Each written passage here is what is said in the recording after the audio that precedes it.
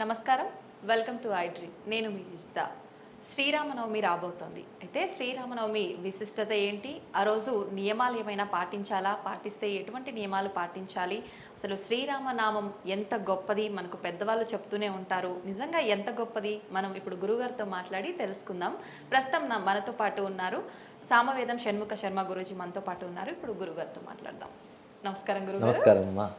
గురుగారు, ఈ మాసంలో మనకి శ్రీరామనవమి రాబోతుంది. అవునమ్మా. శ్రీరామనవమి అనగానే ప్రతి ఒక్కరిలో ఒక వైబ్రేషన్ గురుగారు, తెలియకుండానే రామనామం వినగానే వచ్చేస్తుంది. ఎందుకని గురుగారు అంత వైబ్రేషన్ ఎందుకని? ఆ రామ అనే మాటలో ఆ రామావతారంలోని శక్తి అలాంటిదమ్మా. హ్మ్. అది చిత్రం ఏంటంటే ప్రపంచంలో అందరికీ రాముడు అంటే ఆనందం. ఆ, ఒక్క హిందువులనే కాదు, అవును. రాముడి గురించి చెప్తే అటువంటి స్పందన కలుగుతుంది. హ్మ్. ఆ రామావతారం యొక్క ప్రత్యేకత అది. ఓకే. పైగా రామ అనే మాటలో ఒక శక్తి ఉన్నది. హ్మ్. మనం ఎన్ని అర్థాలు చెప్పుకున్నా అర్థాన్ని మించిన శక్తి ఏదో ఉంది రామనామంలో. అది అలా ఆకర్షిస్తుంది. ఓకే. అసలు రామ అంటే ప్రధానంగా ఆనంద స్వరూపుడు అని అర్థం. హ్మ్. ఆనందం ఎవరికి అక్కర్లేదు, అవును గురుగారు. అందుకే రాముడు అందరికీ కావాలి ఇక్కడ. పైగా రామచంద్రమూర్తి ఆవిర్భవించిన రోజు చైత్రశుద్ధ నవమి. ఓకే. పైగా ఆయన ఆవిర్భవించినప్పుడు 5 గ్రహములు ఉచ్చెలో ఉన్నాయి అని చెప్తారు. హ్మ్. పైగా వాటి స్వస్థానాల్లో ఉన్నాయని కూడా వాల్మీకి రాశారు. హ్మ్. ఇతను సూర్యుడు మేషరాశిలో ఉన్నాడు ఇలా చెప్తూ. అలాంటి మధ్యాహ్న వేళ చైత్రశుద్ధ నవమి నాడు స్వామి ఆవిర్భవించారు. ఓకే. అందుకే మధ్యాహ్నం నవమి ఉన్నటువంటి రోజును స్వీకరించాలని ధర్మశాస్త్రం మనకు చెప్తుంది. హ్మ్. అందుకు చైత్రశుద్ధ నవమి నాడు రామనవమి దేశమంతా చక్కగా చేసుకుంటారు ఇక్కడ. హ్మ్. పైగా రాముడు అంటేనే ఆనంద స్వరూపుడు కనుక రామ ఆరాధన వల్ల ఆనందం లభిస్తుంది. ఓకే. ఆరాధన వల్ల ఆనందం కంటే రామ అనగానే ఒక ఆనందం కలుగుతుంది. అవును గురుగారు. అందుకు పైగా రామాయణం కొంచెం అర్థం చేసుకుంటే హ్మ్. దుఃఖాన్ని జయించి ఆనందం పట్టం కట్టుకోవడమే రామాయణం అనిపిస్తుంది. హ్మ్. రావణ అంటే ఏడుపు కొట్టుగాడని అర్థం. అవును. రావము అంటే పెద్దగా అరవడం అని. హ్మ్. అతడి పేరే దశకంఠుడు ఏదో ఉంది. హ్మ్. అతడు శివుడి యొక్క కైలాస పర్వతాన్ని 2 చేతులతో పెకలించాడు. హా. ఆ పెకలించినప్పుడు శివుడి పైనుంచి ఒక నొక్కు నొక్కాడు.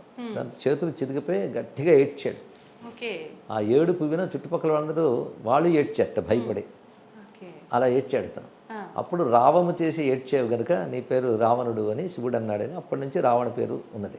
ఓకే. ఓకే. అంటే ఇంకొక మాటలో చెప్పాలంటే ఏడ్చి ఏడిపించేవాడు రావణుడు అని అర్థం. హ్మ్. ఆనందించి ఆనందింపజేసేవాడు రాముడు. రాముడు. ఈ 2 కాంట్రాస్ట్ మనం చూడాలి. హ్మ్. కానీ దుఃఖ స్వరూపం రావణుడు, ఆనంద స్వరూపుడు రాముడు. రాముడు. కానీ దుఃఖాన్ని పోగొట్టి ఆనందం పట్టం కట్టుకోవడమే రామాయణం. ఓకే. అందుకే మనకి రామ్లీలా మొదలైనవి చేసినప్పుడు రావణాసురుడి తల్లు పెట్టి తగలబెట్టడం చూపిస్తారు. అంటే దుఃఖాన్ని పోగొట్టుకోవడం అని అర్థం అనమాట. హ్మ్. రామచంద్రమూర్తి ధర్మస్వరూపుడు, ఓకే. దైవస్వరూపుడు రెండును. హ్మ్. అందుకే ఆయన మనకు ఆదర్శం, ఆరాధ్యం. హ్మ్. ధర్మ రూపంలో ఆదర్శం, భగవద్ రూపంలో ఆరాధ్యం, ఆరాధ్యం. పరిపూర్ణమైన అవతారం ఆయన. హ్మ్. అందుకు రామాయణం ఈ జాతి గ్రంథం ఇది, భారత జాతి గ్రంథం ఇది. అలాగే భారతదేశంలో గుండె చప్పుడే హ్మ్. రామాయణం, రామాయణం. రామనామం అంత శక్తివంతమైనది.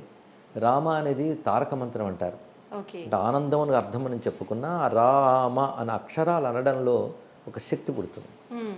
అందుకే రా అనేది అగ్ని బీజమని, అకారం సూర్య బీజం, మకారం చంద్ర బీజం అంటారు. ఓకే. ఈ ప్రపంచమంతా ఈ 3 శక్తులతో ఉంది. హ్మ్. అగ్ని, సూర్య, చంద్ర. చంద్ర. ఇవి తేజస్ శక్తులు అంటారు. ఓకే. ఇంకా చెప్పాలంటే సోర్సెస్ ఆఫ్ ఎనర్జీ. హ్మ్. హ్మ్. ప్రపంచానికి శక్తి అంతా ఈ 3 నుంచే వస్తుంది. ఓకే. అలాగే ఆ 3 మనలో కూడా ఉన్నాయి. హ్మ్. రా అగ్ని, అగ్ని అంటే వాక్కుకు సంబంధించిన బీజం. అగ్ని వాక్కుకి దేవత. హ్మ్. అలాగే సూర్యుడు మన శరీరానికి అంటే కంటికి, దృష్టికి దేవత. ఓకే. చంద్రుడు మనస్సుకు దేవత. మనలో 3 ఉన్నాయి ఎవరికైనా. మనసా వాచా కర్మణ అంటాం కదా. వాచ అగ్ని అయింది, మనసా చంద్రుడు అయ్యాడు, కర్మణ శరీరం సూర్యుడు అయ్యాడు. ఓకే. కానీ మన త్రికరణాలు పనిచేస్తున్నాయంటే లోపల ఉన్న చైతన్యం వల్ల కదా. అవును గురు. కానీ 3లోని చైతన్యం వాడు రామ అయింది. హ్మ్. అలాగే అగ్ని, సూర్య, చంద్రుడు విశ్వమంతా అదే, అది రామ. కనుక రామ అంటే విశ్వవ్యాపకమైన భగవత్ చైతన్యం. ఓకే. ఆయనే భూమికి ఆనందం కలిగించడం కోసం అవతరించాడు. హ్మ్. అందుకే త్యాగయ్య జగదానందకారక జై జానకి ప్రాణనాయిక. అవును.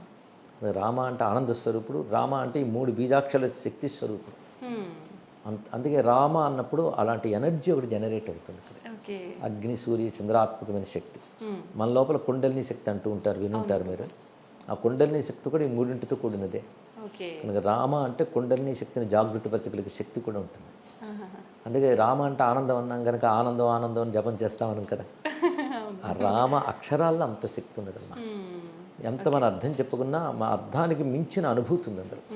నిజం గురుగారు. అందుకే రామ తారక మంత్రం అంటారు. రామతో ఎన్నో కలిపి మంత్రాలు ఉన్నాయి మనకి. శ్రీరామ ఒక మంత్రం, శ్రీరామాయ నమః, శ్రీరామ జయ రామ జయ జయ రామ. ఈశ్వరుడైతే శ్రీరామ రామేతి రమే రామే మనోరమే అన్నాడు. శ్రీరామ రామ రామ, ఇవన్నీ రామ తారక మంత్రాలు అంటారు. ఓకే. ఆ విధంగా రాముని స్మరించడం, రాముడిని ఆరాధించడం ఈరోజు కర్తవ్యాలుగా చెప్పారు. ఓకే. గురువు గారు, ఎవరైనా పుట్టిన అంటే ఆవిర్భవించిన రోజు రాముడు అని చెప్పారు కదా, అంటే జన్మదినం రోజు వివాహం చెయ్యకూడదు అని చెప్పి పెద్దవాళ్ళు చెప్తూ ఉంటారు. మరి ఆ రోజు రాముడు జన్మించిన రోజు అయితే వివాహం కళ్యాణం ఎందుకు చేస్తుంటారు గురువుగారు? అది మన తెలుగునాట మాత్రమే చేస్తారమ్మా కళ్యాణం. కానీ రామనవమి నాడు కళ్యాణం విధి అక్కడే లేదు. రామనవమి నాడు రామ ఆరాధన మాత్రం ఉన్నది. రామునితో పాటు కౌసల్య దశరథులకి, అలాగే భరతలక్ష్మణ శత్రుఘ్నుల్ని ఆరాధించడం, అది మాత్రం విధి. ఇక్కడ రామచంద్రమూర్తి పూజ మాత్రమే చెప్పారు. అయితే రామ దీక్ష తీసుకున్న వాళ్ళు ఉంటారు, తారక మంత్రం లాంటి దీక్ష ఉన్నటువంటి వాళ్ళు ఈరోజు ఉపవాసం చేస్తారు. ఉపవాసం చేసి సాయంకాలం వాళ్ళు పూజ చేసుకుని అల్పాహారం లాంటిది తీసుకుంటారు. అయితే ఆ నియమం లేనటువంటి వాళ్ళు రామచంద్రమూర్తిని ఆరాధన చేసి ఆయనకి నివేదనలు చేసి ప్రసాదం స్వీకరించడమే. అలాగే రామాయణం పారాయణ చేసుకోవడం, ముఖ్యంగా రామ జనన ఘట్టం పారాయణ చేసుకోవడం ఇది ప్రధానమైన అంశం. కళ్యాణం అనేటువంటిది మన ప్రాంతాల్లో ఉంది. అది ఎందుకంటే మనకు భద్రాచలం మనకు ప్రధానం. మీరు మరో రాష్ట్రానికి వెళ్తే ఇది కనబడదు, ఇంకెక్కడ కళ్యాణం అనేది కనబడదు. ఇక్కడ భద్రాచలంలో ఉగాది నుంచి 9 రోజులు రామచంద్రమూర్తి ఉత్సవాలు చేస్తారు.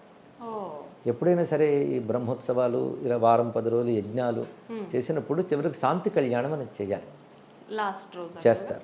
అందుకు వాళ్ళు శాంతి కళ్యాణం చేస్తారు భద్రాచలంలో. అక్కడ జరగడంతో మనందరం ప్రభావితులపై వాడవాడలా కళ్యాణం చేస్తున్నారు.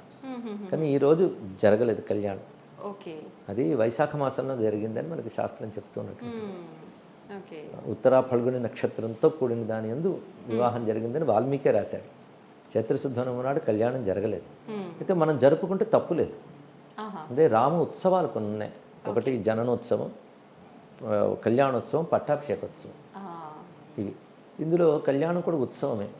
ఎందుకంటే సీతారాములు అంటే లక్ష్మీనారాయణులు, ఈ ప్రపంచానికి తల్లిదండ్రులు వంటి వారు. అంతేకాదు ఈ కళ్యాణానికి ఎక్కువ ప్రాధాన్యం ఏంటంటే సీత భూపుత్రిక, భూమి యొక్క సారం.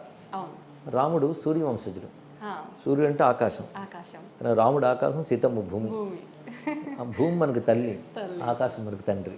అంతే కదా, వేదమే చెప్తుంది ఇదం ద్యావా పృథివీ సత్యమస్తు పితుర్మాతరి యదుగోప గురువే వామన్. కనుక మనకు తల్లి తండ్రి ఇద్దరు. అచ్చం మనం చూస్తున్న తండ్రి నుంచి పుచ్చుకుని తల్లి మనకి ఇస్తుంది.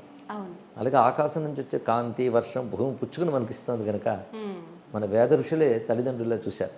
అలాంటి భూమి యొక్క సారం, భూలక్ష్మి యొక్క స్వరూపమే సీతమ్మ. ఆకాశ సారం ఆదిత్య మండలాంతర్గతులైన రామచంద్రమూర్తి. కనుక వారిద్దరికి వివాహం అనేది చాలా మంచి గొప్ప భావం ఇక్కడ. అందుకే ఈరోజు మనం అలా చేసుకున్నట్లయితే ఈ రెండే ప్రకృతి అంటే మరొకటి కాదు, ఈ రెండు మనకు అనుకూలిస్తుంది అనే ఉద్దేశంతో వాళ్ళకి కళ్యాణం చేయడం జరుగుతుంది. ఇది మానవులకు జరిగినట్టు సామాన్యమైన కళ్యాణం కాదు కనుక రామనవమి నాడు ఒక శాంతి కళ్యాణంగా చేసుకుంటే తప్పేమీ లేదమ్మా. అంటే పుట్టినరోజు నాడు పెళ్ళి ఏమిటి అనడానికి లేదు, ఇక్కడ అది వర్తించదు. ముందే చెప్పినట్లుగా మనం భక్తిగా చేసుకోవడమే కానీ విధి మాత్రం కాదు.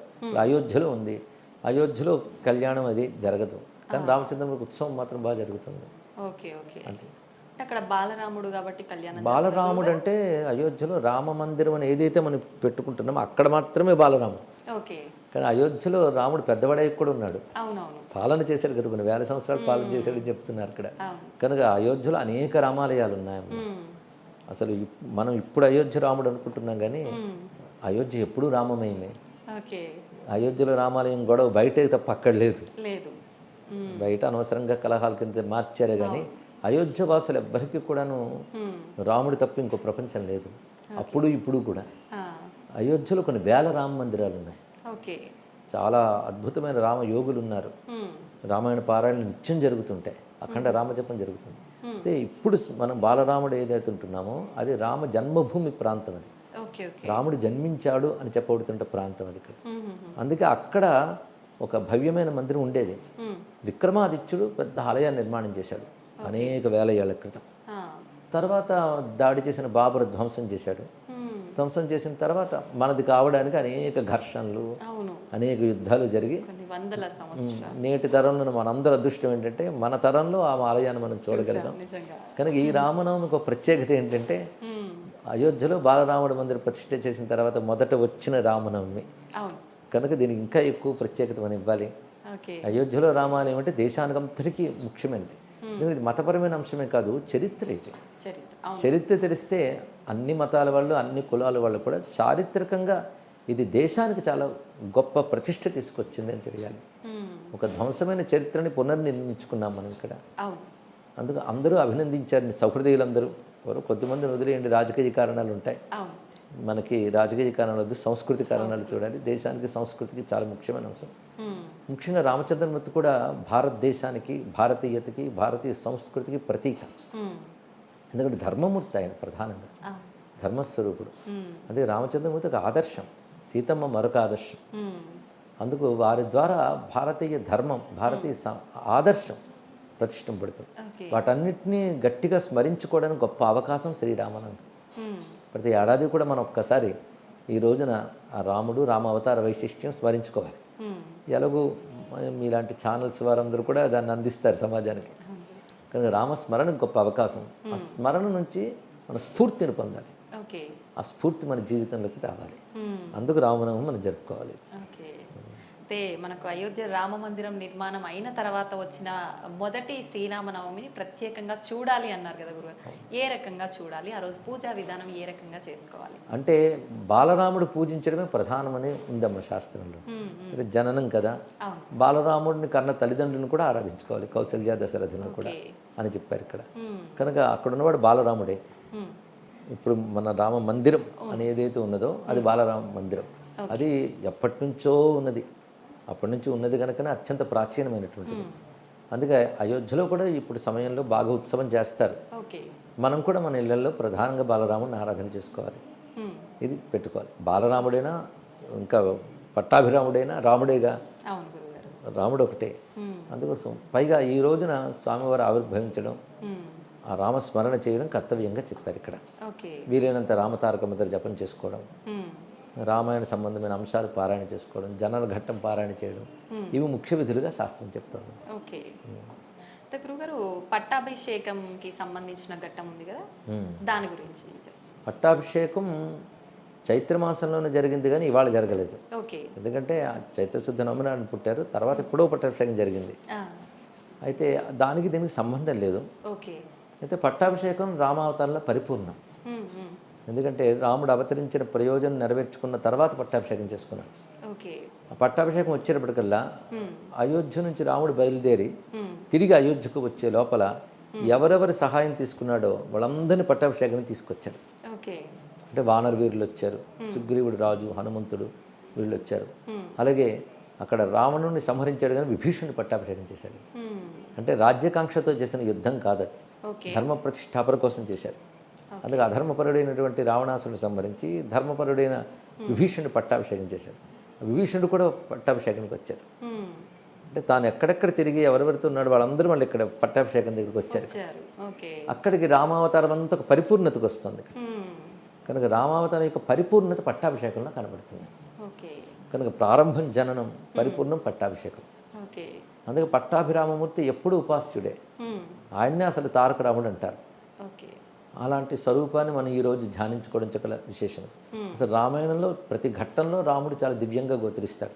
ఆయన వనవాసంలో ఉన్నప్పుడు అందమే, బాలుడుగా ఉన్నప్పుడు అందమే, విశ్వామిత్రుడి వెంట యాగరక్షణకు వెళ్ళినప్పుడు అందమే, శివధనుర్భంగం చేసినప్పుడు అందమే, సీతమ్మని పెళ్ళాడినప్పుడు గొప్ప విషయమే. ఇక యుద్ధభూమిలో రాముడు వీరరాముడు, అది గొప్ప అందమే. పట్టాభిషేకం వచ్చినప్పుడు ఇందాక చెప్పినట్టు పరిపూర్ణం. అప్పటి నుంచి భూమికి రామపాలన లభించింది. అది ఇంకో గొప్ప విషయం కదా. పట్టాభిషేకం అనగానే రాముడు మనల్ని పాలిస్తున్నాడని భావం కలుగుతుంది. మన హృదయం అయోధ్య చేసుకుని రాముడిని అక్కడ పట్టం కట్టుకుంటే మన బ్రతుకునే ఆయన పాలిస్తాడు. రాముడు పాలిస్తే అంతా క్షేమమే. రాముడు గుర్తున్నంతకాలం మన అధర్మం చెయ్యం, ధర్మమే చేస్తాం. అలాగే రాముడిని గుర్తుపెట్టుకోవడం కోసమే రామనవమి, రామ పట్టాభిషేకం, రామజననం, ఈ ఘట్టాలన్నీ కూడా. గురుగారు, కళ్యాణం అనగానే, సీతారాముల కళ్యాణం అనగానే మహా వైభవం. అది ప్రతి ఒక్కరు కూడా వెళ్ళాలి, చూడాలి. అసలు ఎందుకు చూడాలి గురువుగారు? దేవతా కళ్యాణాలకు ఒక విశేషం ఉందమ్మా. నిజానికి వాళ్ళ కళ్యాణాలు ఎప్పుడూ అయిపోయాయి. మనం మళ్ళీ చేసుకుంటున్నామంటే మునుపు ఒక మాట అన్నాను, శాంతి కళ్యాణం అంటే. అవును. అంటే దానివల్ల శాంతి లభిస్తుంది. ఓకే. అంటే ప్రకృతి శక్తి స్థానంలో భారీగా ఉంటుంది. హ్మ్. ఈ ప్రకృతి ఎవరి వల్ల శక్తి పొందుతుందో ఆయన పరమేశ్వరుడు, ఓకే. ఆ భగవంతుడు రాముడు, ఆ ప్రకృతి శక్తి సీతమ్మ. ఇదే మనకి రుక్మిణీ కృష్ణులు కావచ్చు, పార్వతీ పరమేశ్వరులు కావచ్చు, కళ్యాణాలు వీళ్ళకి ఉన్నాయి. అవును.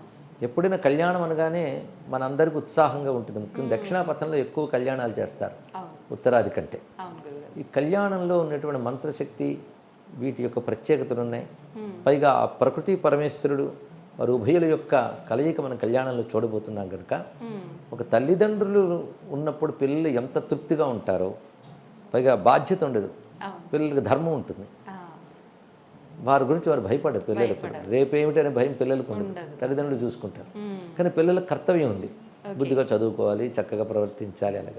అలాగా మనం వాళ్ళిద్దరిని కళ్యాణం చేసామంటే హ్మ్. ఒక అమ్మా నాన్న ఉన్నట్టే మనకి. ఓకే. చాగయ్య అన్నట్టు సీతమ్మ మాయమ్మ, శ్రీరాముడు మా తండ్రి అన్నాడు ఆయన. హ్మ్. వాళ్ళిద్దరూ మనకున్నారంటే పిల్లలు తల్లిదండ్రులు ఉన్నప్పుడు ఎంత ఉత్సాహంగా ధైర్యంగా ఉంటారో అలా బ్రతకచ్చు. ఓకే. అందుకే ఈ కళ్యాణం ద్వారా మనందరికీ ఒక భావం అది. హ్మ్. ఈ జగత్తుకే తల్లిదండ్రులు సీతారాములు, వారి యొక్క కలయికని మనం కళ్యాణ రూపంలో చూస్తున్నాం. హ్మ్. ఓకే. అందుకు అవి స్మరించుకుని వారి అనుగ్రహం పొందడానికి కళ్యాణం గొప్ప మంచి అవకాశం. ఓకే. అయితే గురుగారు, సీతారాముల కళ్యాణానికి ఎంతైతే విశిష్టత ఉందో వారి అక్షతలకు కూడా అంతే విశిష్టత ఉంది అని చెప్తుంటారు.